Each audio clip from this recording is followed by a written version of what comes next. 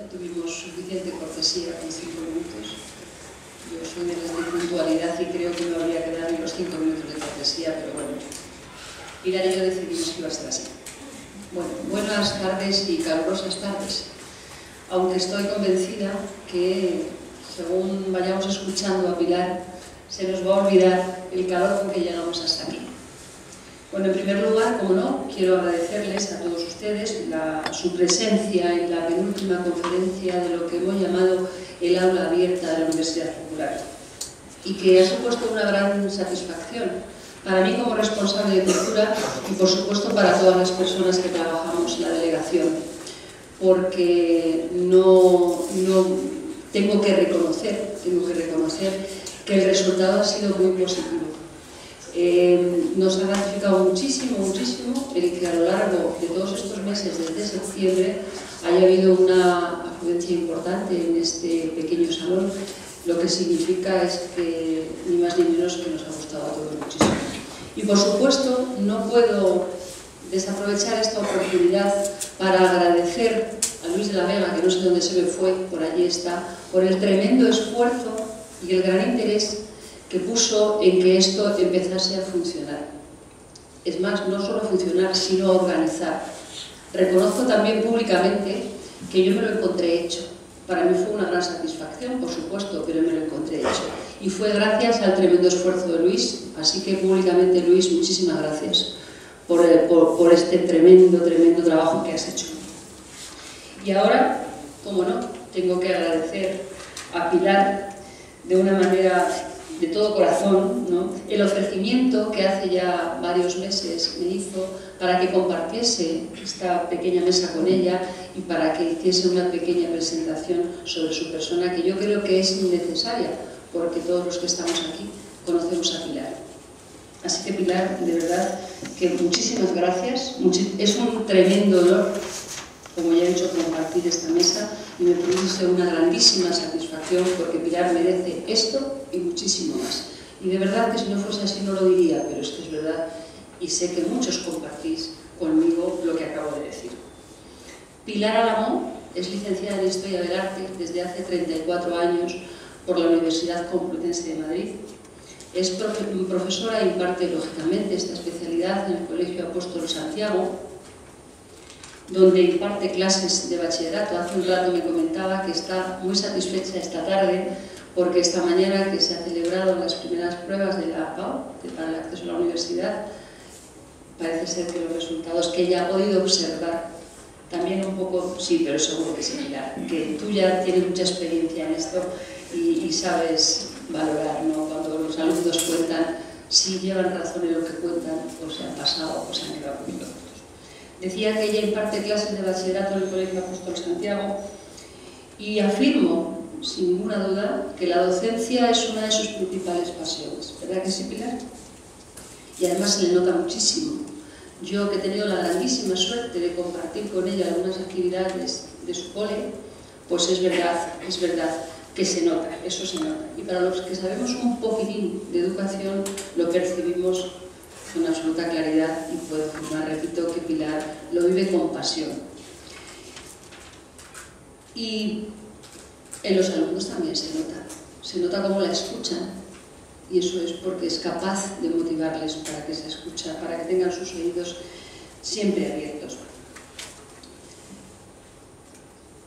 Pero no solamente da clases, Pilar, como le apasiona la cultura, le apasiona el aprender continuamente, ha hecho distintos cursos en museos muy importantes como son el Museo del Prado, el Museo Thyssen y además de otras muchas cosas. Es una trabajadora incansable, que conste que yo personalmente en alguna ocasión cuando hablo con ella y me cuenta todo lo que Pilar hace, yo me pregunto de dónde saca tiempo y fuerzas para tanto, porque no solamente es el trabajo en el cole, es el trabajo en su familia y muchas más cosas que todos conocemos.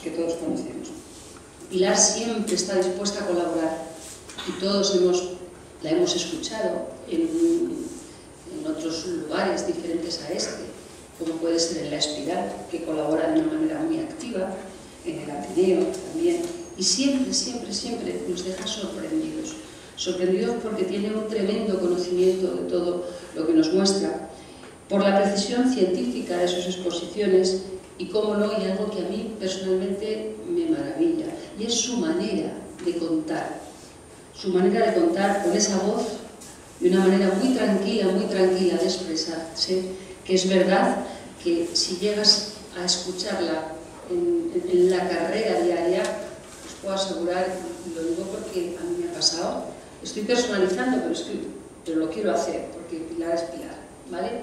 Acaba tranquilizándote a ti también. Es una mujer muy, muy especial.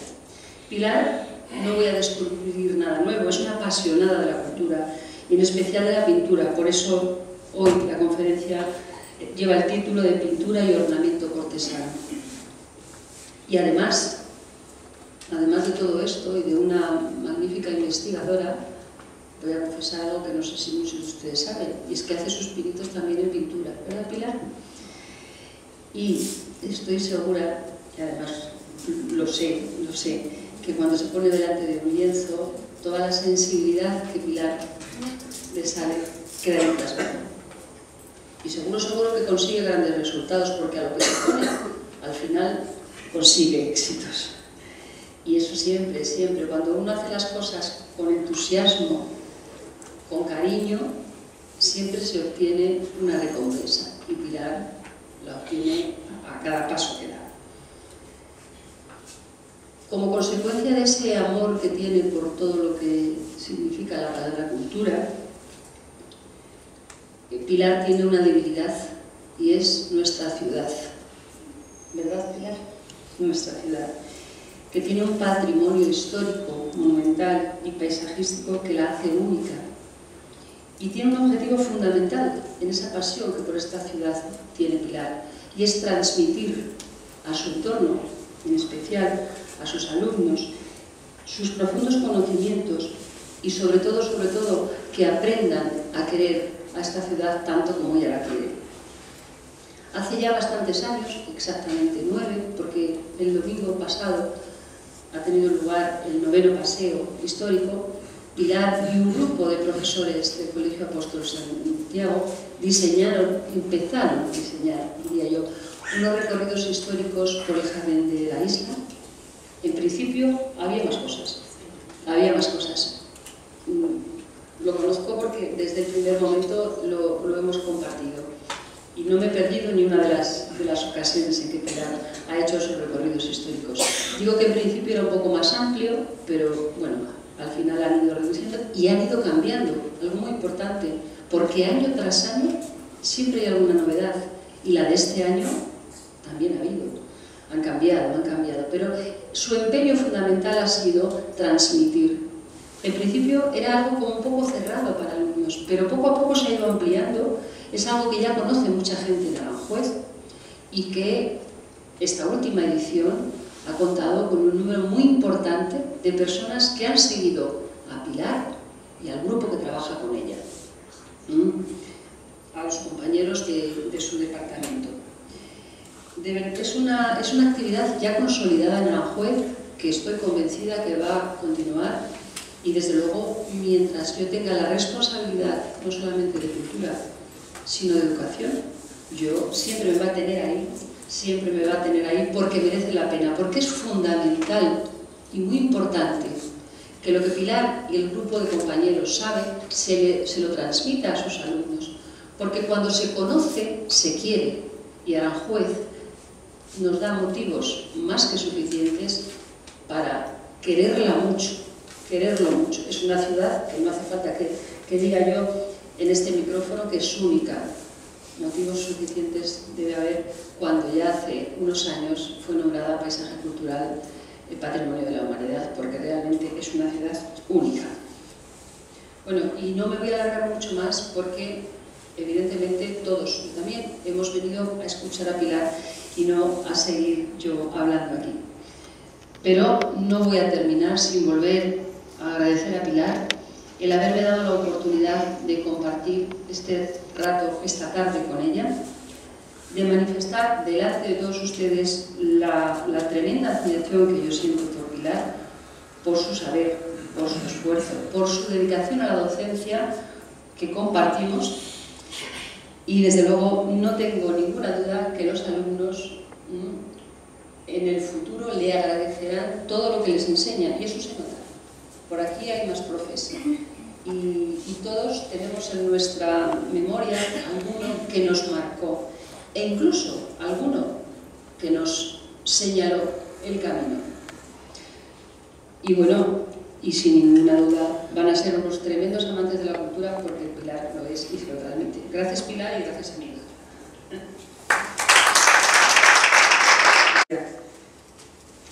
Por tus palabras y porque eres mi amiga, además.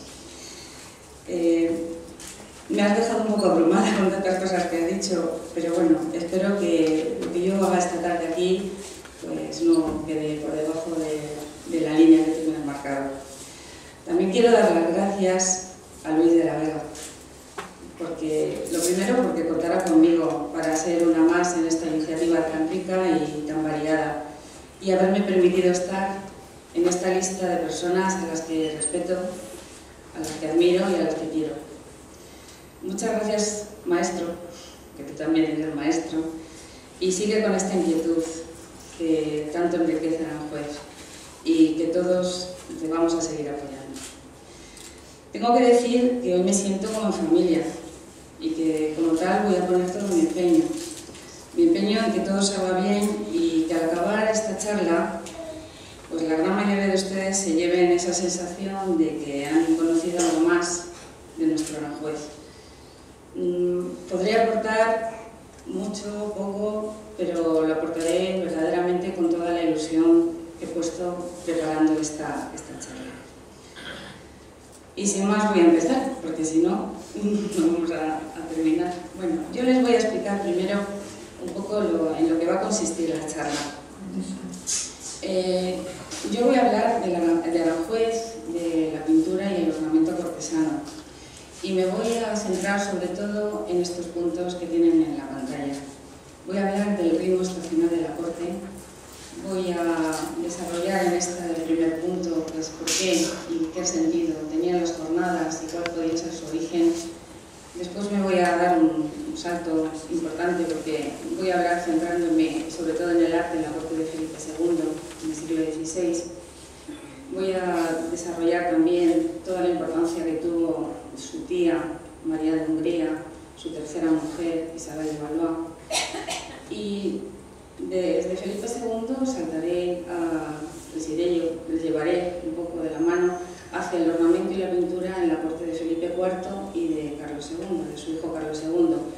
Con lo que ya el siglo XVII prácticamente lo cerraré con una puerta, el barroco lo dejaré cerrado para empezar en otro mundo que será el neoclasicismo. Pero el protagonista de ese abrir y cerrar va a ser Carlos III, en la cuarta línea que voy a seguir. Hablaré sobre todo de dos cosas, no puedo hablar de mucho más porque no daría tiempo, pero hablaré sobre todo del salón de porcelana en el Palacio Real de Aranjuez y de la pintura religiosa en el convento de San Pascual. Cuando digo la pintura religiosa, no me refiero solamente a Tiepolo, me voy a referir también a otros pintores que entraron casi de la mano de Tiepolo, porque cuando Tiepolo murió, Goya tenía 24 años. Y ese paso hacia el mundo de Goya, hacia el mundo de Mailla, hacia el mundo también, por supuesto, del maestro de muchos de ellos, que es Antón Rafael Mengs, nos va a dejar entrar en el neoclasicismo y de esa manera también podremos ver otro estilo muy distinto. El estudio básicamente que terminará esta charla va a ser la imagen, el cuadro que tenemos en el convento de San Pascual. Yo le doy un poquito de agua.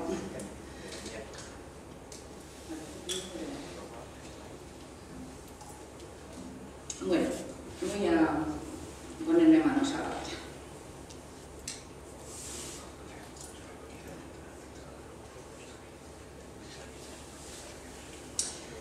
Voy a hablar del ritmo estacional de la corte.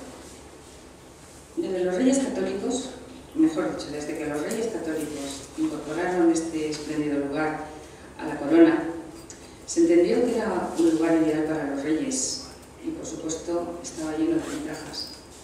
La definición de Villa Regia se debe al emperador Carlos I y por supuesto a su hijo Felipe II, que determinó la construcción del Palacio Real y su correspondiente Casa de Oficios, según un proyecto, como todos sabemos, de Juan Bautista de Toledo y Juan de Herrera.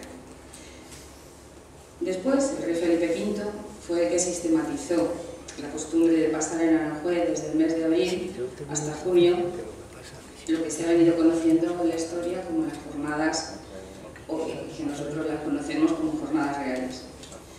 Después de consultar una amplia bibliografía sobre las jornadas, pues de Gloria Martínez Leiva, de José Luis Sancho, de Álvarez Osorio, del profesor Azcárate, del profesor Nieto Alcaide, cuando digo profesor es que fueron profesores míos, y un último profesor que dejó bastante huella, sobre todo en el estudio del Renacimiento, que fue Fernando Checa Cremades, que fue magnífico porque además de tenerle como profesor, pues manifestaba también ese estudio tan preciso, tan riguroso sobre lo que sería el Renacimiento y la proyección en los jardines reales.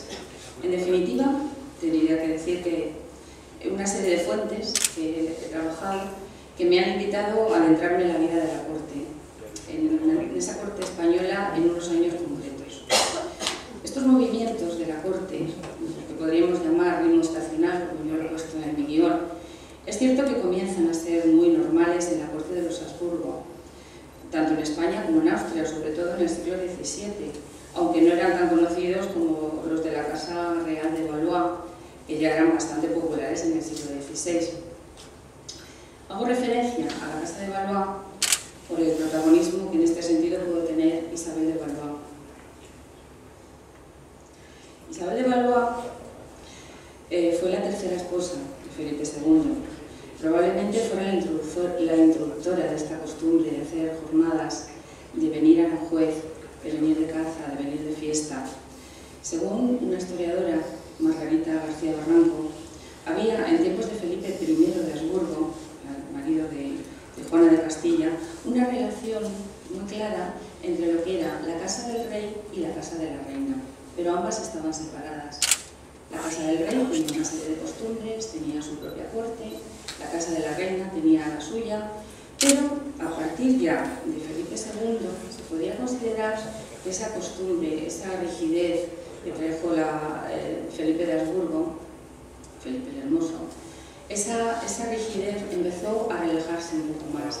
Y sobre todo con el tercer matrimonio de Felipe II con Isabel de Valois, o sea, su tercer matrimonio con Isabel de Valois, todo cambió bastante. Esta autora destaca que las costumbres de los Habsburgo, en un principio eran quizá de una etiqueta muy rígida, pero que también había que considerar que chocaban mucho con la etiqueta, llamémoslo etiqueta, pero en realidad no lo era, sino la costumbre más austera que tenían en la corte de Castilla. Durante muchos años la casa del rey iba por un lado, la casa de la reina iba por otro, pero repito que con Felipe II eso se unió y empezamos a hablar ya de la casa real. Isabel de Valois trajo muchas novedades. Isabel de Valois era hija de Enrique II de Valois, rey de Francia, y de Catalina de Medici. En 1559 Isabel se convirtió en la tercera esposa de Felipe II, rey de España, lo que le valió el sobrenombre además de Reina de la Paz, porque fue un matrimonio totalmente concertado. Con ese matrimonio se conseguía la paz, el importante tratado de Cateau-Cambrésis, que fue firmado en abril de 1559 y que ponía un poco fin a esas hostilidades entre los franceses y los españoles. En este caso, podríamos considerar que la reina Isabel de Valois, que tienen en la pantalla, fue una gran impulsora de realizar con su casa, con su corte, o lo que es lo mismo, con sus acompañantes, actos más ricos, más variados, entre los que podríamos destacar las jornadas o temporadas de su casa en Aranjuez. En torno a Isabel surgió pues, un animado grupo de personas, el propio rey, sus hermanos, el príncipe Carlos, los cortesanos, entre los que se encontraba Alejandro Farnesio, hijo de Margarita de Parma, Ana de Mendoza, princesa de Éboli. Juntos realizaban excursiones, representaban farsas, danzaban, cazaban. El caso es que el centro de todo eso era la frescura que tenía Isabel de Valois. Además, entretenía su ocio con la música y con el dibujo. Contaba para ello con una maestra de excepción, que era Sofonisba de Anguissola. Podríamos decir que el mejor pincel femenino del Renacimiento. Disponía en sus habitaciones de un órgano, de 2 arpas, de una cítara y también de un clavicordio traído desde Francia. A su lado se puede decir que Felipe II recuperó posiblemente una juventud de la que nunca había disfrutado y que como consecuencia pues también la corte española se dejaba ver en todas esas actuaciones. La etiqueta de la corte convertía la vida cotidiana de los reyes en un acto público continuamente, aunque probablemente los viajes y desfiles que se hicieran fueran realmente el ámbito estrictamente cortesano y además activaban con especial fuerza pues, este aparato de corte, tanto o más que práctico, pues la ostentación. Las jornadas reales estaban entre las ocasiones más destacadas de la presentación pública de la realeza y por eso ponían en juego consideraciones tan apreciadas en la época como la reputación, esto es, la imagen que se quería dar a los demás del soberano, bueno, en términos generales de la majestad. Otra historiadora, que también me ha parecido importantísimo lo que dice, una historiadora, María José de Río Barredo, considera que a la llegada al trono de Felipe II, la etiqueta de la Casa de Borgoña había ido experimentando cambios y para mediados del siglo XVI solo el complejo ritual de las comidas pues, que hacía el rey en público pues era lo que quedaba. Lo demás estaba cambiando totalmente. Y con Isabel de Valois, esta esposa de Felipe, hubo cambios muy importantes. Es cierto que las jornadas en la corte de los Austrias tenían un ritmo y que en la corte de los Borbones tenían otro. Pero lo importante de la herencia de Felipe II con respecto a las jornadas no es el ritmo de estas jornadas, sino el haberlas integrado con un carácter sistemático en la vida de los reyes, en la vida del rey, y haber definido los sitios en torno a Madrid como esos espacios de escenario del rey y de su corte. ¿Por qué Felipe II utilizaba estos espacios cercanos a la corte como un escenario para mostrar su grandeza? Esa costumbre de se institucionaliza progresivamente. No es Felipe II el artífice de todo, es el que lo inicia. Son prácticamente los Austrias, aunque llega a su grado máximo con los Borbones, sobre todo con Carlos III, quien establece un rígido calendario de desplazamientos a las habituales residencias de estación. Esas residencias son los reales sitios.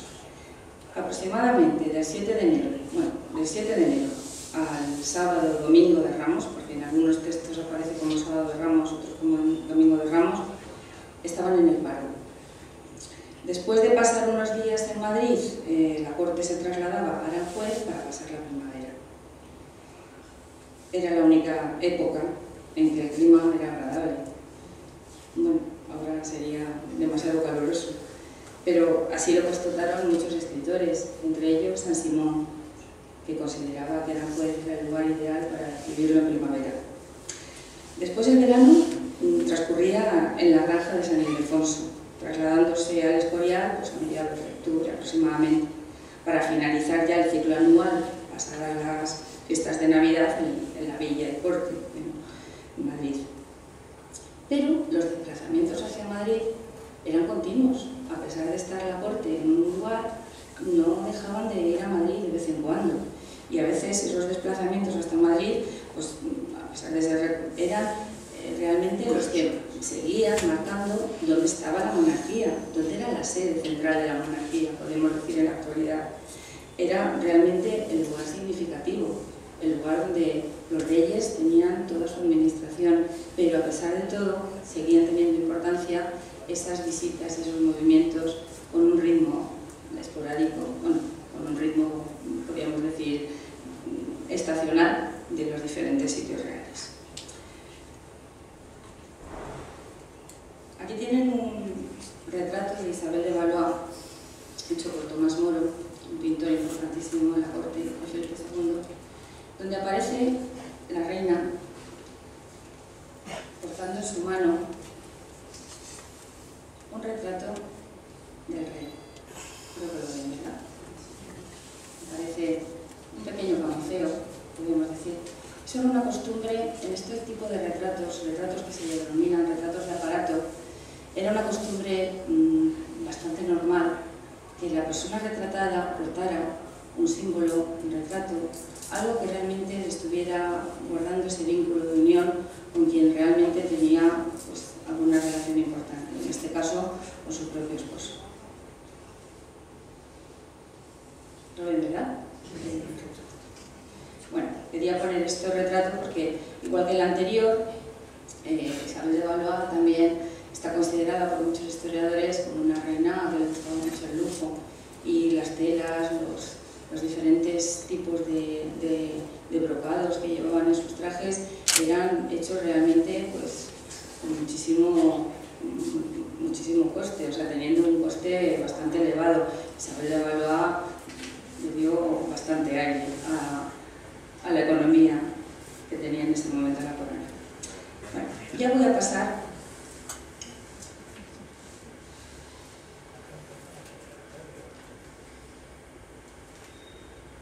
también quería poner esto porque este fue el lugar, el patio del Palacio del Infantado de Guadalajara, donde contrajeron matrimonio Felipe e Isabel.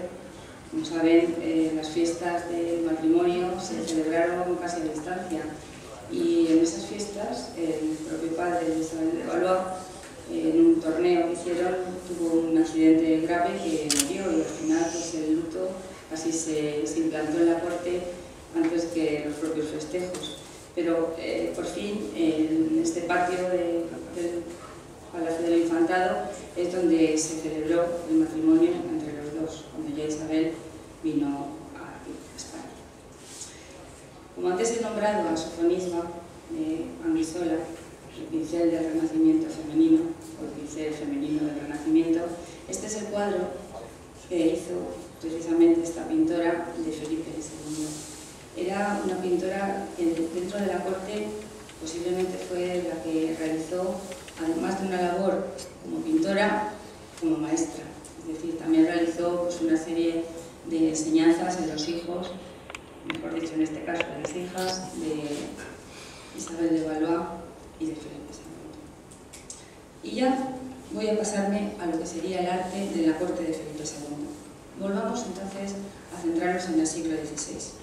Seguimos con la figura de Felipe II y el arte en torno a su corte.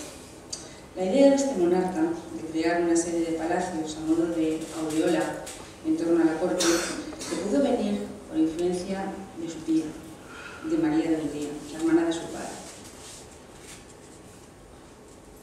Se me ha perdido, por cierto.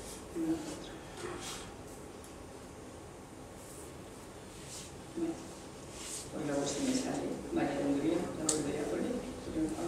Ahí está. María de Hungría. Vamos a centrarnos en esta persona, en esta reina.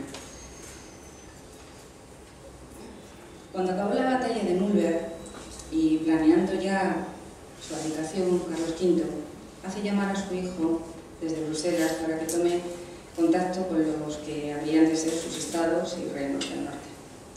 El 3 de noviembre de 1548, el príncipe Felipe, hijo y heredero de Carlos V, desde el puerto de Rosas, dio comienzo lo que se llamaría el felicísimo viaje de Felipe II hasta los Países Bajos.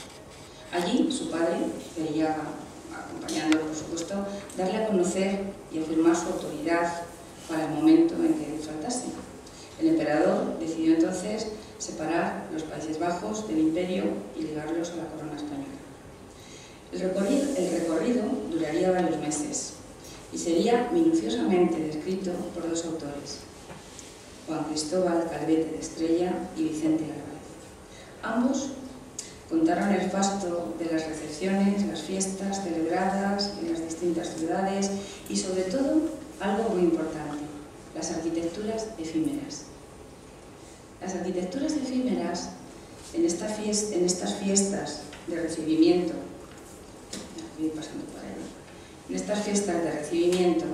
consistían sobre todo en una serie de arcos triunfales, o tableaux vivants, están mis compañeras de francés, voy a procurar hacerlo bien la pronunciación, elaborados por la Chambre de Rhétorique. Eran una especie de cofradías, de corporaciones municipales de gran renombre, y que la magnífica decoración de todos estos arcos, que eran las arquitecturas efímeras, la magnífica decoración incluía diferentes arcos de triunfo, este es un ejemplo, y estaban pagados además por los gremios locales. Eso era un gran sentido de corporativismo. Los gremios artesanales y comerciales se erigían en parte fundamental de las estradas triunfales, haciendo así ostentación de su propio poder. Estos espectáculos, de origen medieval, muchos de ellos, eran auténticas representaciones teatrales, todas ellas al aire libre. Estaban muy arraigadas en estos Países Bajos, por esa razón que digo del pasado medieval. Los arcos eran auténticas máquinas teatrales, yo lo llamo así porque me parece es una máquina teatral. Tenían pequeños escenarios en un único nivel. Ven aquí, bueno, me dibujo, pero para que se hagan la idea, lógicamente. Tenían pequeños escenarios en un único nivel y se denominaban cuadros. Cada uno de los escenarios se denominaba cuadro y se componía con personajes vivos, con lo cual el nombre de vivant es realmente muy adecuado. Estos eventos artísticos que se celebraron cumplían también una función política de indudable importancia. Remarcaba el carácter sucesorio y sirviendo además de embajada al poder español.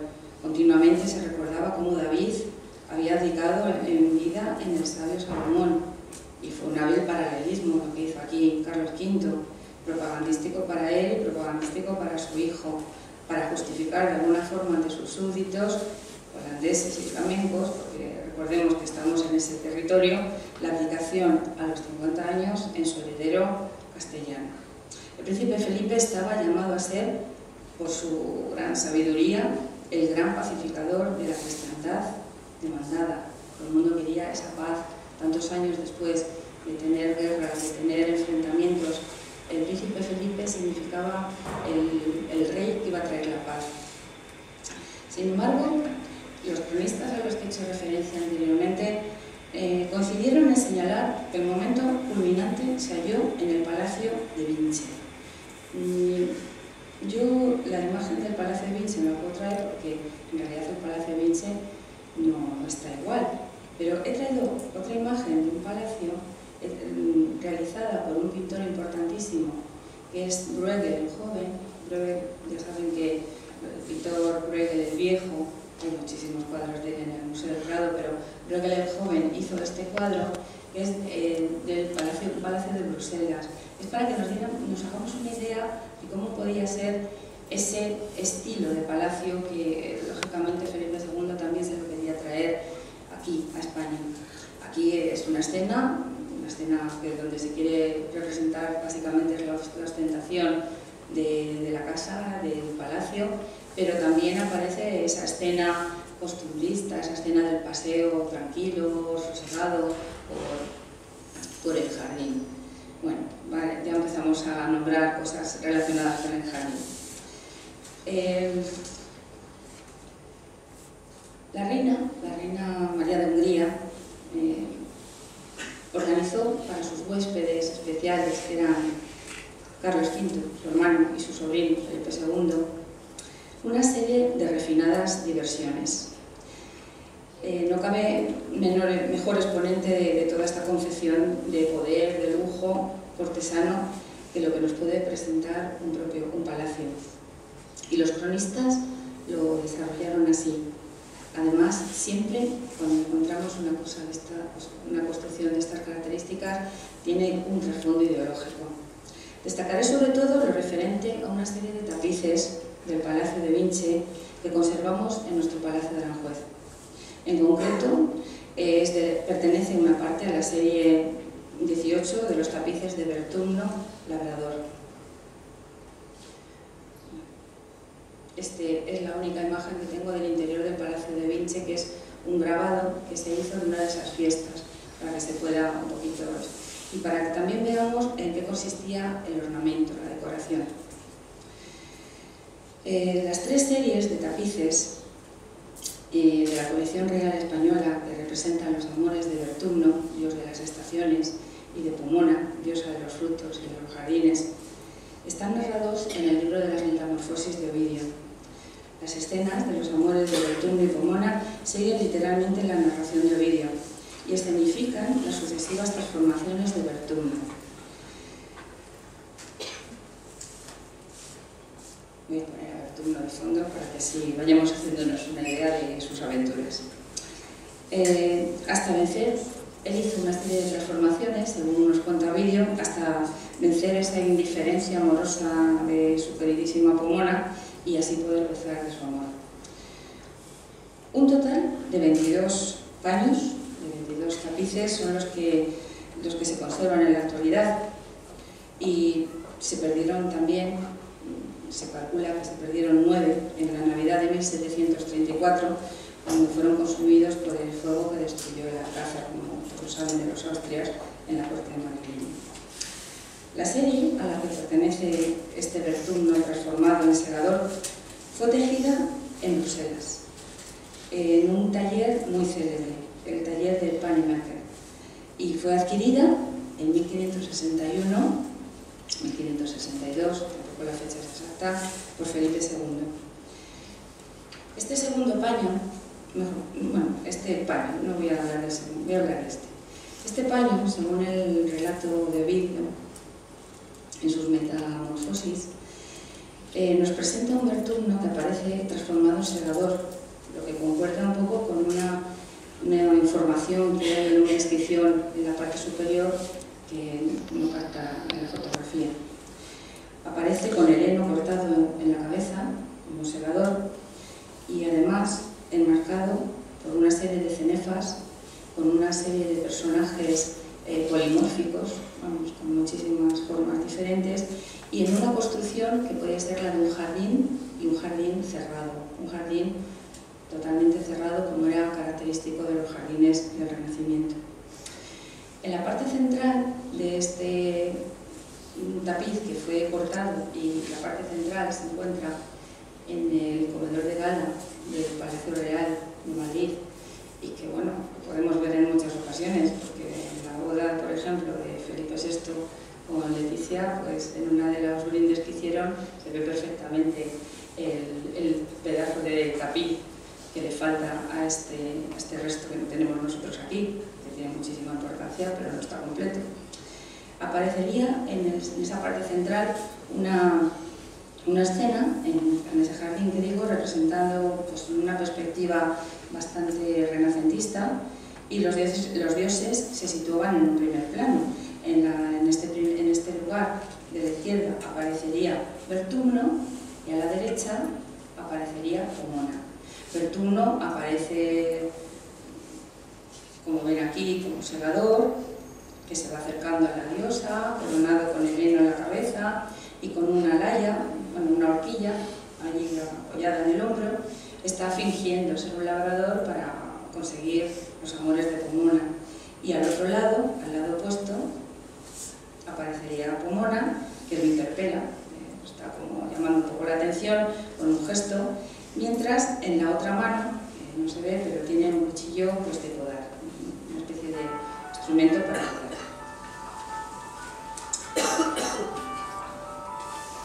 He traído también esta fotografía que he sacado al final de ese encuentro. Por fin, Vertumno ha conseguido, con una serie de estrategias y de artimañas, conquistar a Pomona, y Pomona ha caído en sus brazos, y además están sellando el amor con un beso. Y también he traído esta fotografía simplemente para que veamos la importancia que tienen las colgaduras, los reposteros, los tapices en toda la corte. Es una forma de ornamentar que que se sigue haciendo. En la actualidad hay encuentros, hay premios que se entregan en el palacio, en un patio, y siempre todo va con un adorno específico de los tapices. Y se puede decir que la colección de tapices más importantes que tiene la Casa Real es la que está hecha en esta época y que fue traída a España por Felipe II. Y voy a dar un salto, que le quería dar demasiado pronto. Voy a dar un salto importante y me voy a ir con Felipe IV. Felipe IV hizo dos intervenciones importantísimas de ornamento, de decoración, de pintura.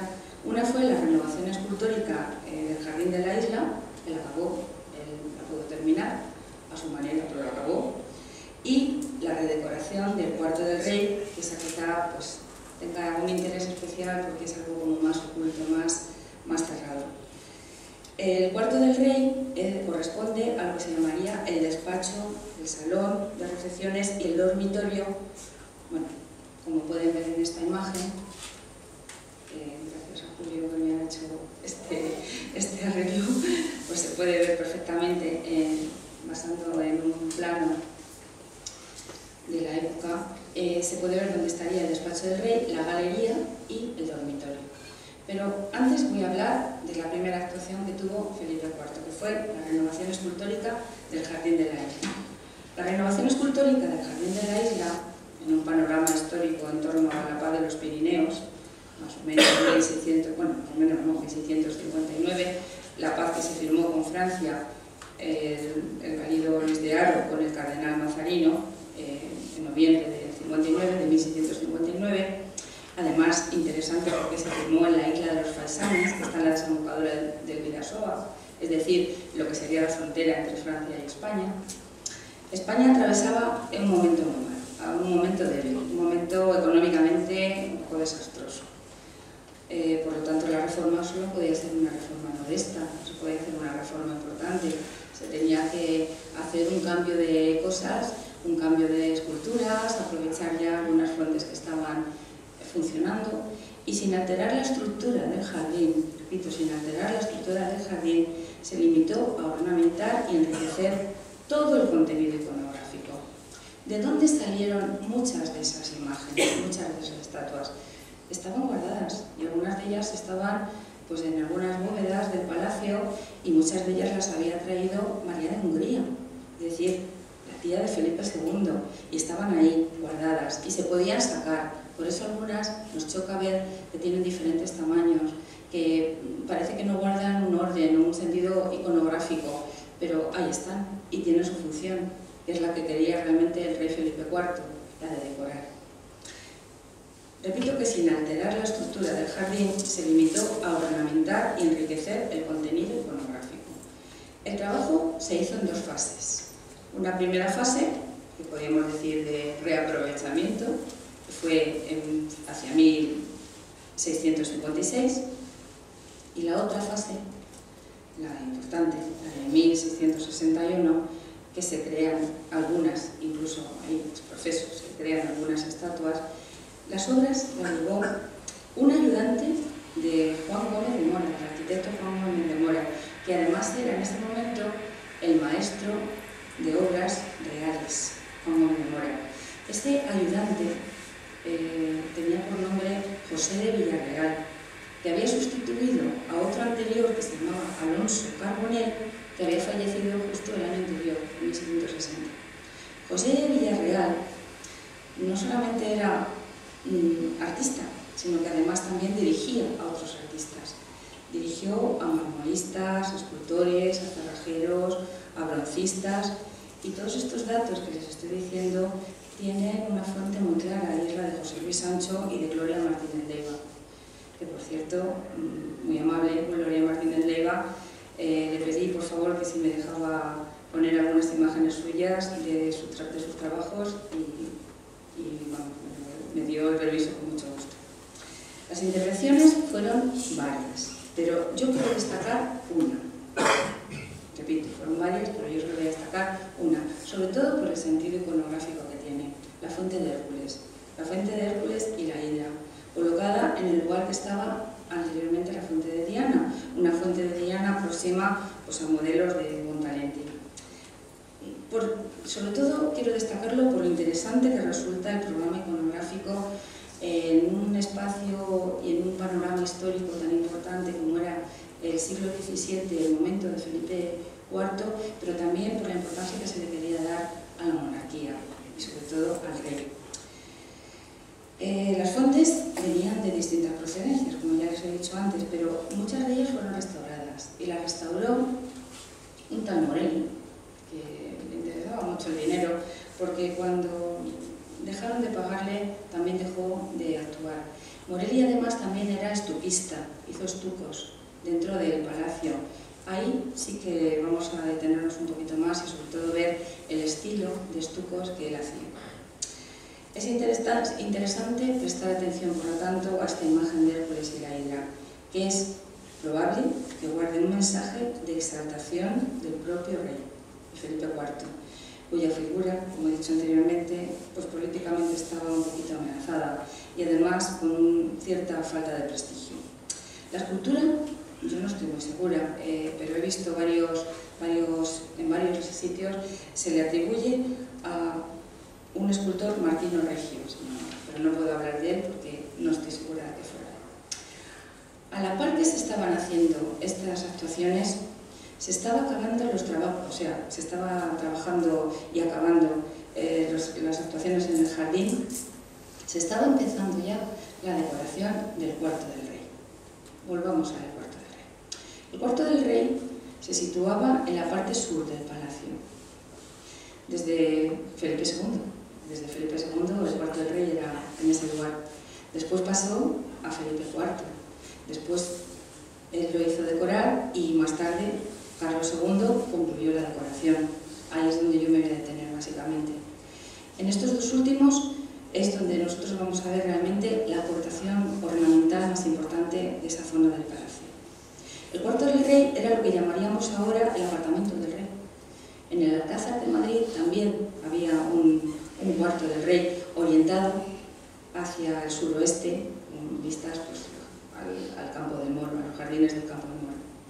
Felipe IV lo distribuyó de esta manera que vemos aquí. Según vemos en el plano, la distribución era esta. El dormitorio del rey estaría en la zona este, el despacho del rey en la zona oeste y uniendo las dos partes, que son las dos partes importantes e interesantes, estaba la galería de paisajes, pero yo me voy a centrar sobre todo en la galería de paisajes. En la galería de paisajes, en los dos testeros de la galería de paisajes, en el testero del este y en el otro el del oeste, había dos imágenes. La imagen del testero de la zona este, de la cabecera de la zona este, no existe, ha desaparecido. Era una representación de Hércules. Curiosamente, la representación de Hércules dentro del palacio que da a la representación de Hércules fuera del palacio, la que acabo de explicar, la de la escultura. Este espacio, además, era un espacio de reunión, era un espacio que servía no solamente de entrada y salida hacia el cuarto o hacia el dormitorio, o al despacho, perdón, sino que también era un sitio de recepción, un sitio que muchas veces estaría lleno de personas, era un salón donde se podía acoger a muchísimas personas. Pero es curioso que la galería, la decoración de esta galería, estaba dentro de un contexto cortesano y bajo Felipe IV se hizo un verdadero programa iconográfico. ¿Con quién contó en ese momento? Con Velázquez. Velázquez es aquí el protagonista.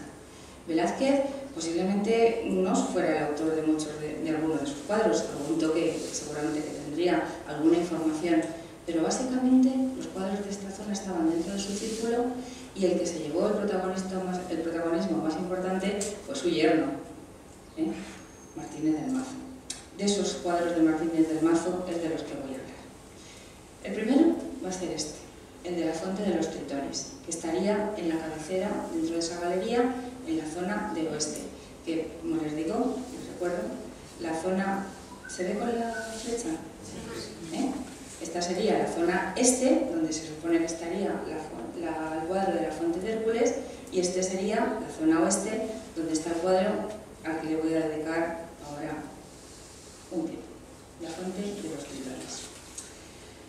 Antes de empezar con la fuente de los tritones, tengo que decir que toda la galería estaba llena de paisajes y que, bueno, pues más o menos serían como 33 lienzos, solo se conservan 20, la mayoría están en el Museo del Prado. Algunos están en los sótanos del Museo del Prado. Este era uno de los que estaba en los sótanos y se recuperó. El tema principal de la galería era el paisaje. Y podríamos encontrar, o podríamos, por lo menos así lo he intentado hacer yo, como diferentes agrupaciones de paisajes. Estarían paisajes con mitologías, como por ejemplo Mercurio y Erse, Mercurio y Argos, también el baño de Diana, etc. Otros con ruinas, unas auténticas, como una que hay del Arco de Tito y otras pues imaginadas. Otros reales sitios, como por ejemplo hay una vista del Escorial, hay también una vista del Pardo, hay también una vista del Buen Retiro, otras vistas de la naturaleza y de lugares concretos, como podría ser una vista de Civitavecchia, un país de campo y un riachuelo, que tampoco tiene por qué ser con un nombre determinado, una marina también aparece con su puerto y todo. Y el quinto grupo, en el que yo me voy a detener más, estarían las vistas de Aranjuez. Las vistas de Aranjuez no fueron muchas las que estaban ahí en esa galería, pero suficientes como para que yo le dedique ahora un tiempo. La fuente de los tritones era una de ellas y la otra, la calle de la Reina. Bueno, voy a empezar por la fuente de los tritones. Se sitúa, ¿verdad? Estamos en el lado oeste y la fuente de los tritones estaría en esa parte. Aquí estos dos, el de la izquierda es precisamente el de Mercurio y Argos. Hay Mercurio sobrevuela y baja, y el de la derecha es un paisaje, y en el centro estaría la fuente de los tritones. Es significativo que en esta sala, como he dicho antes, tan representativa, hubiera tan poca mitología y tan poca relación mitológica, solamente esta fuente de los tritones y la otra de Hércules, pero las dos estaban en el jardín de la isla. La fuente de los tritones estuvo guardada durante mucho tiempo en los almacenes del Museo del Prado. No se podía contemplar, estaba guardada y allí no se podía contemplar, pero sí que había una copia de este cuadro, y sigue estando, en uno de los salones del Teatro Real. Allí hay una copia de este cuadro, es de menor tamaño, porque el tamaño del cuadro auténtico, el que está en el Museo del Prado, mide 248 por 223 centímetros, y el otro es un poquito más pequeño. En septiembre de 2006 fue cuando se recuperó este cuadro y ya pasó al museo. Está instalado en una sala donde todo el mundo lo puede ver, y todo el mundo, cuando va al Museo del Prado, me consta que mucha gente de Aranjuez va a propósito para ver esta fuente. En algún momento fue atribuido a Velázquez. De hecho, las primeras certificaciones, podríamos decir, del cuadro eran de una atribución a Velázquez, pero posteriormente se consideró que su autor fue su yerno, el que he nombrado antes, Juan Bautista Martínez del Mazo. Actualmente está allí, como he dicho antes, y aparece en la actualidad, porque además lo he visto hace poco tiempo, como taller de Diego Velázquez.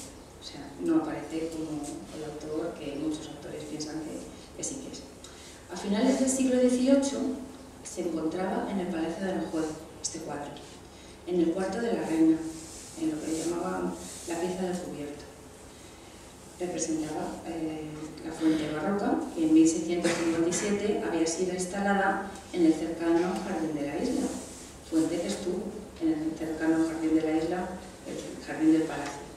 Además de la fuente, en la parte inferior del cuadro, el pintor representó una serie de escenas cortesanas, como estas que vemos aquí, amables, escenas algo románticas, otra de las caras que podemos decir que se puede apreciar del Madrid del siglo XVII. En algunas aparecen dos damas, ven aquí en la parte de abajo, dos damas que están charlando, ¿lo ven?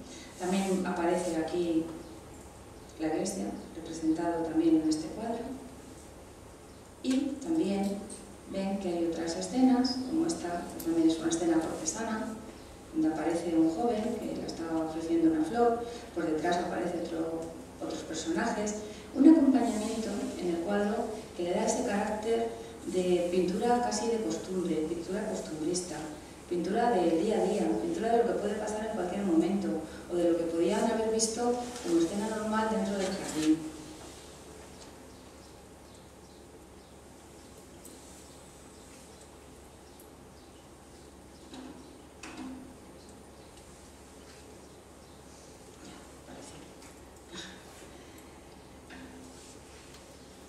Los personajes, como he dicho, aparecen vestidos a la moda del siglo XVII, pero nos interesa también ver por qué se llama de los tritones. Aparecen 3 tritones que están además como pie en esa imagen que se puede abrir en la base de la fuente. Y hay que decir que esta fuente, en 1845, en tiempos de Isabel II, que ha caído ya en su actividad, por cierto, la fuente de los tritones fue trasladada desde Aranjuez a los jardines del Campo del Moro, donde se conserva en la actualidad y la están viendo ahí. Es una fuente pues, con una serie de mascarones, de guirnaldas, de columnas toscanas, de victorias, de delfines, de sirenas. Bueno, una fuente bastante recargada, posiblemente se recargó un poquito más. Pero sí es cierto que el nombre que proviene de los 3 tritones que están en la parte de la base es lo que mejor conserva de realidad con lo que fue el cuadro que hemos visto anteriormente. En esa fecha, 1657, estaba ya en el jardín de la isla y es además la fecha que figura en el pedestal. La fuente de los tritones es la más antigua de Madrid. Aquí voy a hacer una pequeña reflexión. Es la única fuente monumental que se conserva casi completa y en funcionamiento. Hoy, esa bellísima fuente está sola, alejada de muchos visitantes, de las escenas que se producen en el bonito jardín que es el jardín de esta zona. Es un jardín público, como todos sabéis, desde 1978, en que el rey Juan Carlos pues, abrió sus puertas. Y hoy, ¿qué contempla esa fuente? Contempla escenas del siglo XXI, pero ahí está, ahí sigue, junto al Palacio Real también testigo del presente que se vive a sus pies y también testigo del pasado, de un pasado que se vivió en el jardín de la isla y que siempre estará reflejado en la pintura del Prado. El otro cuadro, también de la galería, que quería hacer mención y que sea un poco por encima, pero creo que es un cuadro delicioso, es el de la calle de la Reina. Este cuadro, en el inventario de Carlos III, venía a nombrarse como retrato de la calle de la Reina paseándola a sus majestades. Pero en el catálogo del Prado, porque está en el Prado, de 1819, ya se describe de otra manera. Se describe como 59 coches y comitiva entrando en el bosque por Velázquez. Posteriormente, el Departamento de Conservación del Museo del Prado asegura que es del círculo de Velázquez. Y de ese círculo que se va cerrando, posiblemente sea de su yerno, de Martínez del Mazo. A la izquierda se ve el agua del Tajo, en su orilla, grupos descansando, un guarda que abre las puertas, en la puerta del paseo, y además es un cuadro que tiene una perspectiva curiosa, es un cuadro que tiene una perspectiva de vista de vuelo de pájaro, con un grandioso contraste entre lo que serían los árboles y las personas que aparecen con un tamaño muy pequeño. En 1794 este cuadro se encontraba en la pieza de comer del príncipe en el Palacio de Aranjuez. Hoy, como digo, está en el Prado. Bueno, y esto, agradeciéndole muchísimo a la profesora que me ha dejado poner estas imágenes, es un poco para que se dieran un poco la idea de cómo sería la distribución de los en el alzado sur o muro de los balcones de la Galería del Paisaje y en el alzado norte, es decir, los dos lados alargados del salón. Pero seguimos en la galería. Bueno, acompañado, bueno, quería este cuadro aunque no voy a explicar mucho de él, pero este cuadro es de la familia de Martínez del Mazo. Y lo hizo él, el propio Martínez del Mazo, el yerno de Velázquez. Aquí aparece la hija de Velázquez, que es la que está sentada como madre aquí con sus niños, que tuvieron bastantes hijos. Aparece al fondo un retrato, así un poco recordándonos un poco a las meninas, aparece al fondo un retrato del rey Felipe IV, y en una parte de la estancia a la derecha aparece también el pintor, posiblemente en homenaje a Velázquez, a su suegro, a su propio suegro, el pintor realizando un retrato. Pero vamos, este cuadro solamente lo quería poner como curiosidad porque también está en el Museo. Bueno, y seguimos en la galería. Acompañando a todos estos lienzos, esta sería una fotografía de la actualidad, en la bóveda se creó una decoración con estucos, con figuras en relieve. Esta fue realizada por el escultor italiano que antes había nombrado, Morelli, escultor italiano que estaba afincado en Valencia y que era especialista en estucos. Con Velázquez tuvo bastante relación, incluso, bueno, él fue el que le introdujo. Morelli se había formado en Roma y sus obras pues, tenían un estilo muy delicado, quizá un poco sutil, bastante personal también. Los trabajos de estuco que hizo en la galería están documentados entre esos años 1663-1664 y aunque no ha quedado nada de ellos, pudieron ser similares a los que realizó después, a continuación, para el despacho del rey y que aún hoy se conservan. Estos estucos, según dice Palomino, un poco el que nos hace el resumen de los pintores de aquella época, dice así, refiriéndose a la vida de Morelli: habiendo comenzado unos adornos de estuque, dice de estuque, en algunas piezas de aquel palacio, se refiere a Aranjuez, se quedaron sin acabar, por muerte del señor Felipe IV y también por estar mal asistido de medios, está claro. No continuó porque dejaron de pagar. Y cuando llegó Carlos II, en el despacho y la cámara del rey, en la época ya de Carlos II, hubo una nueva intervención que vino a completar, más que nada a completar toda la decoración que había iniciado ya en el Palacio de Aranjuez su padre, Felipe IV, y que por muerte de Felipe IV, falta de dinero, se habían quedado sin acabar y que con Carlos II se volvieron otra vez a retomar las obras. Con Battista Morelli debió de trabajar en estos estucos y posiblemente también hizo una serie de espacios. Bueno, estas fotografías son de Carlos II de niño, donde se ve al fondo la fuente de los Tritonis. Lo más probable es que este retrato se hiciera ahí. Esta ya es de más mayor. Bueno, me voy a centrar ya en Carlos II.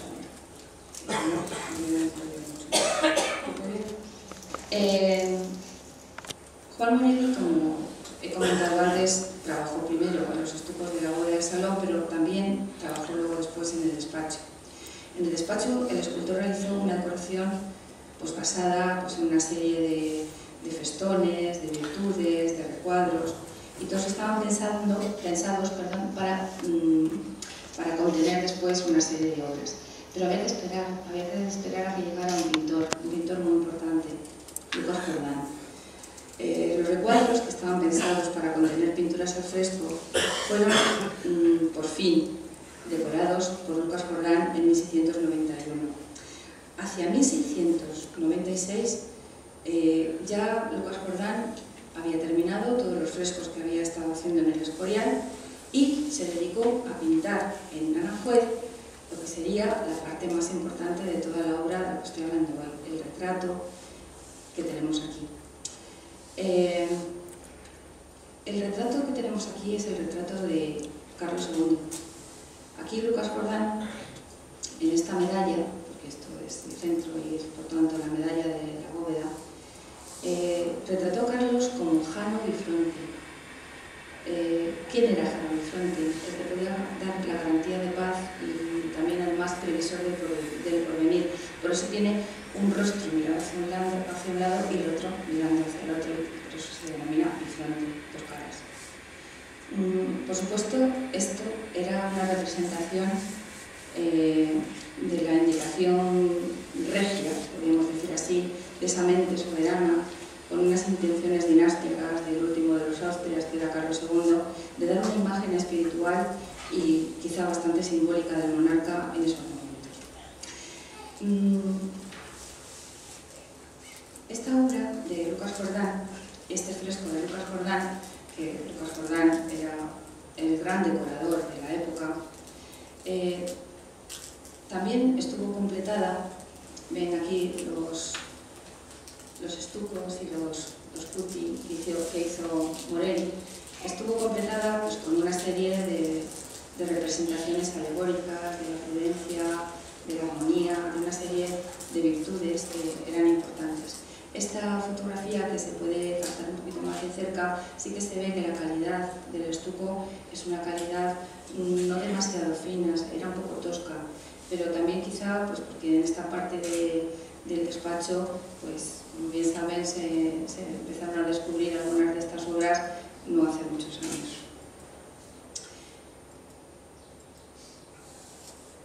Bien, y ya para ir terminando con todo el ornamento, nos vamos con Carlos III.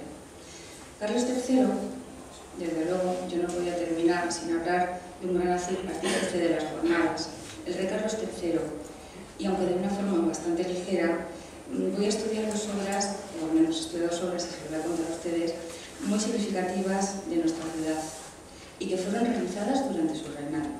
Una es el Salón de Porcelana en el Palacio Real de Aranjuez y la otra es la pintura religiosa en el convento de San Pascual.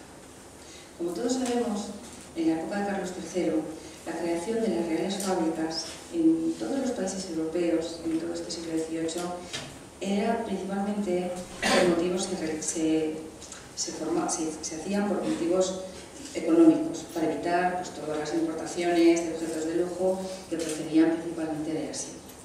Por otra parte, estas manufacturas se creaban también bajo impulso de las monarquías, sobre todo para dotar a los palacios pues, de toda la decoración y de objetos de uso de mayor lujo posible y de suntuosidad.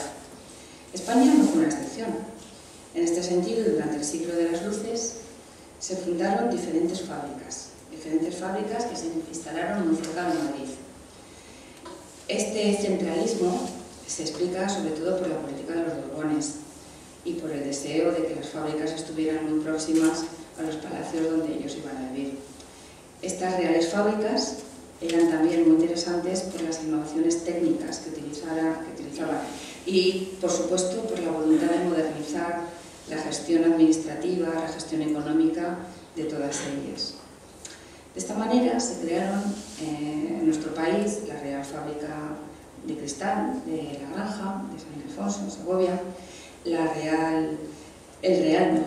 Real Laboratorio de Piedras Duras del Buen Retiro, la Real Fábrica de Tapices de Santa Bárbara, en Madrid también, o la que nos lleva hoy a centrarnos un poquito más, la Real Fábrica de Porcelana del Buen Retiro, que bueno, en esta exposición voy a intentar darle una importancia que se merece, pero de una forma bastante escueta.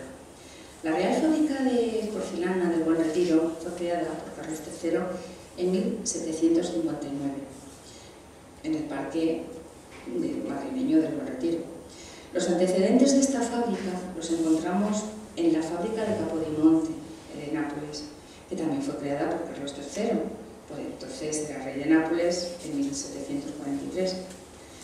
Al acceder al trono Carlos III en España en 1759, el monarca se llevó a Madrid todo lo que pudo. Se llevó a Madrid materiales, diseños, moldes, operarios, artistas. Todos venían de esa marca, podríamos decir, de la fábrica de Nápoles, de la fábrica napolitana. Eso explica que en un primer momento la producción madrileña fuera muy parecida a lo que se estaba haciendo en Nápoles. La producción de la Real Fábrica se puede dividir en 3 etapas, pero yo solamente voy a hablar de la primera, que es la que nos corresponde el trabajo que hoy estoy exponiendo aquí. La primera etapa iría aproximadamente desde 1760 a 1781-82. La fábrica en esa etapa fue dirigida por un italiano, por Juan Tomás Bonicelli, que además desempeñaba el mismo puesto en Capodimonte, o sea que, como les he dicho antes, se vinieron también los artistas, también los que de alguna forma ponían en marcha estas fábricas en aquel lugar. Las piezas son de porcelana, pero de porcelana tierna. ¿Qué entendemos por porcelana tierna? La porcelana tierna es cuando no tiene una mezcla elevada de kaolín. El kaolín le da la dureza y la porcelana tierna además permite luego recibir la pintura y recibir unas tonalidades que, por ejemplo, el kaolín habría que hacer una preparación para poderlo hacer en ese sentido. Se siguieron prácticamente los modelos fabricados en Capodimonte. Todos eran prácticamente de estilo barroco, aunque nosotros aquí sí que vemos un cierto gusto al rococó. Sobre todo por algo muy importante que les voy a contar, porque este diseño está basado en las pinturas de Boucher. Boucher era un pintor francés del rococó que era un especialista en hacer chinescos, formas chinescas. Y las representaciones que hacía Boucher no eran simplemente representaciones de arquitecturas chinescas, sino que también acompañaba con bastantes personajes, escenas cotidianas de la parte occidental, pero con un gusto oriental. Eso le tuvo que encantar a Carlos III. Tanto la sala de porcelana del Palacio Nuestro de Aranjuez como la del Palacio de Madrid están hechas en el mismo momento y las formas son muy parecidas, pero estas, las de Aranjuez, tienen ese estilo rococó, quizá bastante cargado del costumbrismo y de las formas más cercanas a lo que sería la población, que en este momento estaba encantada con todo lo que fuera y viniera de Oriente. Repito que la fábrica fue dirigida en este momento por Bonicelli y que las piezas eran de porcelana tierna. Los modelos eran modelos ya muy bien diseñados, sobre todo, y basándose en la pintura de Boucher. He traído algunas imágenes de este pintor pues para que vean luego y comparen, ¿no? Y vean cómo los gustos, las posturas, los gestos, los objetos que llevan a sus manos quizá no sean demasiado orientales, son objetos, formas, posturas, gustos occidentales, pero disfrazados totalmente del gusto oriental. Como pueden ver aquí, en esta imagen. Esta es una de las imágenes, esta fotografía tuvimos la suerte de poder hacerla cuando hicimos un trabajo, un grupo del colegio, que éramos el grupo Aranzuel. ¿Os acordáis que fue un trabajo que hicimos donde metimos también bastante información de todo el trabajo que se había hecho durante la ilustración en Aranjuez? Y bueno, son fotografías nuestras y que en cualquier momento y cualquiera que lo quiera pues las puede utilizar porque las tenemos a su disposición. Pero sobre todo me gustaría que se dieran cuenta de ese detalle que digo que tiene esta pintura con las pinturas de Boucher, la proximidad que tiene con ese gusto de lo occidental, pero totalmente envuelto en ese gusto por lo oriental. Las curvas son caprichosas, las formas son muy sinuosas y es lo que en ese momento la gente le gustaba y lo pedía. También en esta etapa, cuando se hizo la del Palacio Real, también hubo otro director en esta fábrica que fue Cayetano Schepers y su hijo Schepers, que además está documentado. Y como ven aquí, en esta fotografía que pudimos hacer, porque está en el zócalo, está en la parte inferior, y bueno, hay que agacharse para buscarla, pero está bien tapada. En esta fotografía se puede apreciar la fecha 1763, que nos está indicando, además de quién es ahí el operario, el trabajador, que con mucho orgullo puso su nombre y su firma, y que además puso la fecha de la elaboración. Ya que he aumentado la imagen, ven claramente cómo pues, todos los objetos, la vegetación, los animales, tienen una serie de colores especiales, una serie de colores que quizá no sean demasiado naturales, pero que sí que le dan ese ornamento que tanto gustaba en el siglo XVIII. Bien, imágenes. Y ya por fin nos vamos hasta la iglesia de San Pascual. Y vamos a hablar de Tiepolo y después también voy a hablar un poquito de Mengs, pero sobre todo de Tiepolo. Haciendo alusión a un historiador del arte que a todos les sonará muchísimo, que es Ernst Gombrich, un historiador de arte austriaco. Este historiador a mí me dejó muy marcada una vez que pude escuchar en una conferencia en el Museo del Prado alguien que habló sobre él, sobre Tiepolo, y dijo que, le voy a leer tal cual, que con este pintor la gran época del arte italiano estaba tocando su fin. Creo que eso tenía mucha razón. Muchos historiadores, al tratar de la obra de este artista, han indicado que además de poner fin a una época, es probable que estuviera abriendo camino de otras corrientes en la historia del arte. Y me estoy refiriendo de una forma incuestionable a que Tiepolo influyó en Goya, influyó en Maella, pero sobre todo en Goya. De hecho, uno de los cuadernos de grabados que tenía Tiepolo lo llamó Caprichos, y otro eran Los Escorzos. Y precisamente todos sabemos que una de las obras importantes de Goya son Los Caprichos. Quizá el nombre hasta se lo pudo llegar a copiar. Era un artista veneciano, y un artista veneciano no puede llevar a sus lienzos algo que no lleve mucho color. Un artista veneciano se formó con el pintor de historia, Gregorio Lazzarini, y estudiando también pues, toda la obra de Veronés, porque al ser veneciano, pues la obra de Veronés, desde luego, le influyó también Tiziano y Tintoretto, los otros dos, pero Veronés es el que más influye en la obra de Tiziano, sobre todo por el colorido. Fue un gran pintor al fresco, y su primer encargo importante fue la decoración al fresco del Palacio Arzobispal de Digne, trabajo que efectuó entre 1726 y 29 aproximadamente. En él rompió con todos los tonos oscuros de la pintura. Las perspectivas que hacía eran perspectivas efectistas. Todas estaban bañadas de luz. Los cuadros de Tiepolo están bañados de luz. Tienen una intensa luz en sus cuadros, sale la luz de sus cuadros. Serían características ya prácticamente de toda su carrera.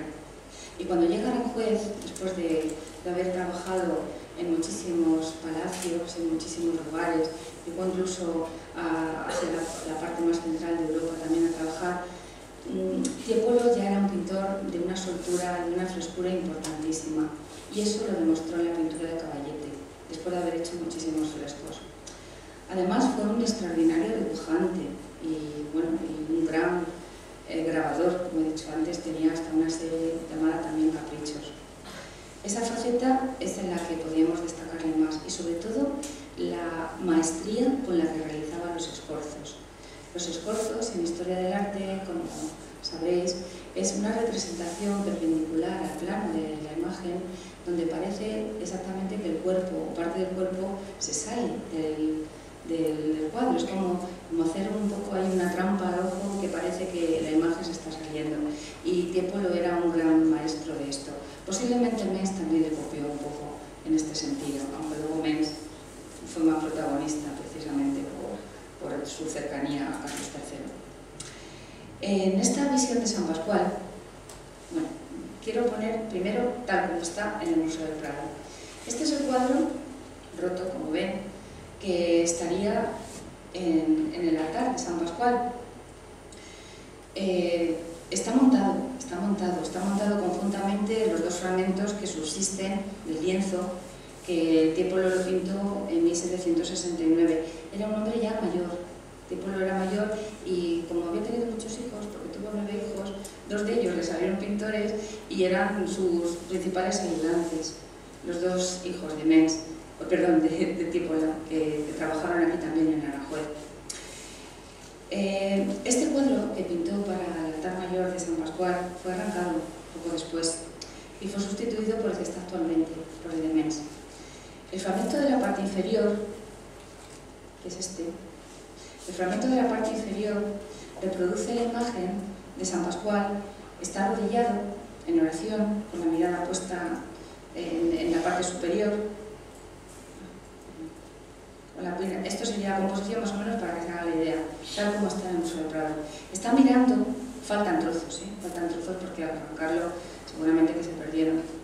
Pero San Pascual está mirando hacia la parte superior, como ven aquí, está puesta su mirada en la parte superior, donde aparece el ángel, está el ángel que está portando la Eucaristía.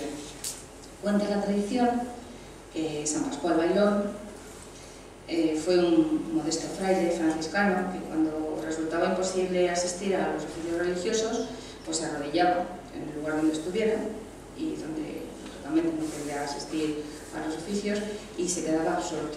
Y al quedarse absorto en sus meditaciones, pues un ángel, normalmente, es lo que le ocurría, le ofrecía el Sagrado Sacramento para que pudiera adorarlo. Y es precisamente este momento. Este momento es en el que está absorto, y ahora veré la comparación del San Pascual de Tiepolo y del San Pascual de Mens, para que se lleven esa comparativa entre los dos, como realmente son dos personajes totalmente distintos. Aquí el San Pascual de Tiepolo es un personaje espiritual, el San Pascual de Mens es un personaje más real, aparece con más realismo, aunque es pintado en una época mucho más fría, es el neoclasicismo, pero sin embargo su imagen es mucho más realista. El santo San Pascual, a quien el Papa León XIII declaró en 1897, posteriormente a su canonización, patrono de las asociaciones eucarísticas, aparece aquí, postrado, como he dicho antes, y en la adoración. Ven, por ejemplo, en esta composición que tienen puesta en el Museo del Prado, esto es del Museo del Prado, del catálogo del Museo del Prado, que aquí, en esta parte inferior, aparece una especie de grabado, porque este cuadro tiene una historia muy curiosa. La parte superior, la parte donde está el ángel, quedó siempre en el Museo del Prado. Ahí quedó en el Museo del Prado y ahí estuvo. Pero la parte inferior, esta parte de aquí abajo, llegó en 1926 por un patrono del museo, que el señor se llamaba Don Luis Herrazo, que le aceptó la Junta del Museo le aceptó, y se celebró como un patronato en 1926 y fue entregado, además como una obra importante, fue entregado en el año 27. Hoy le aceptaron y le entregó así como un presente para poder entrar en ese patronato tan importante. Este texto y esta información lo he sacado el extracto de la Guía de la Pintura Española del siglo XVIII del Museo del Prado. Está publicado en 1997 y ahí es donde encontré esta información que me pareció tan interesante. Y bueno, vamos a la comparativa y ya a terminar, que como no les veo, no sé si están dormidos o... nos vamos a San Pascual. Y bueno, seguimos en San Pascual, perdón, pero nos vamos con otro pintor, que es Mens. Anton Raphael Mens, pintor y tratadista alemán. Bueno, esta imagen es para que también la puedan comparar, porque es una adoración de los pastores de Mens, para que vean la similitud que hay con la de San Pascual. Es el más destacado del primer neoclasicismo español. Era de Dresde, su formación artística fue en Dresde, y además bajo la severa dirección de su propio padre, de Ismael Mens, que era pintor de la corte sajona.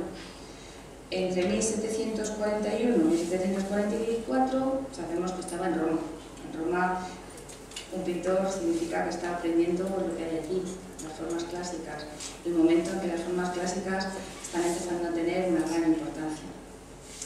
En esa primera estancia que tuvo en Roma, pues estuvo acudiendo a la escuela de Marco Benefial, empezó sobre todo a trabajar con el desnudo, volvió a Dresde, volvió después a Roma, hizo 3 viajes a Roma, pero entre medias también hizo viajes a España. Yo voy a saltar a la parte que más nos interesa. En 1752 ingresa en la Academia de San Lucas. Inicia su amistad con otro teórico importantísimo en la historia del arte, que es Winkelmann, Joachim Winkelmann, alemán también, y defiende con él, capa y espada los dos, son los más destacados defensores del concepto de la belleza ideal. tomando modelos de la antigüedad clásica, tomando modelos de Rafael, tomando modelos también de Correggio, de Tiziano, de todo lo que realmente les podía alimentar a estos pintores.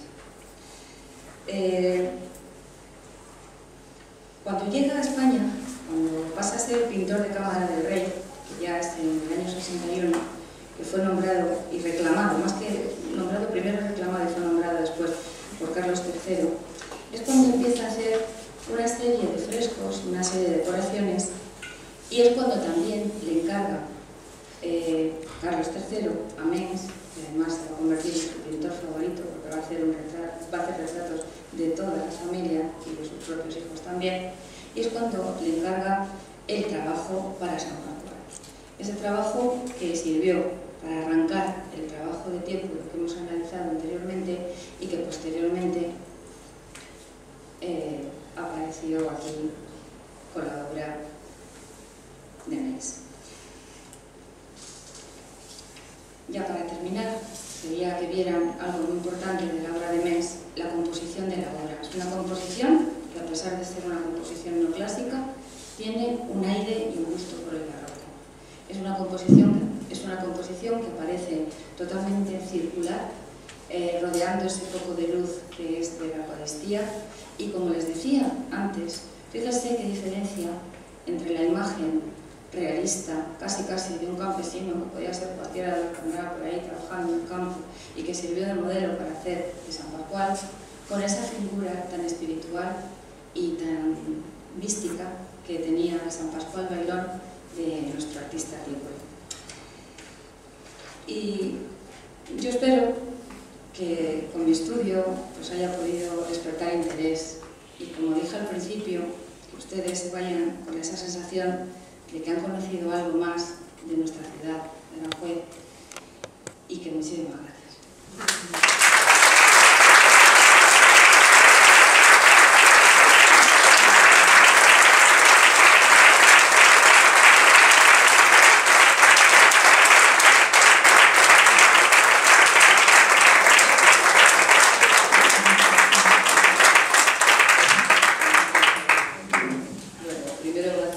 Por la lección magistral que nos dio a todos y gracias a todos ustedes por haber prestado tantísima atención, mereció la pena.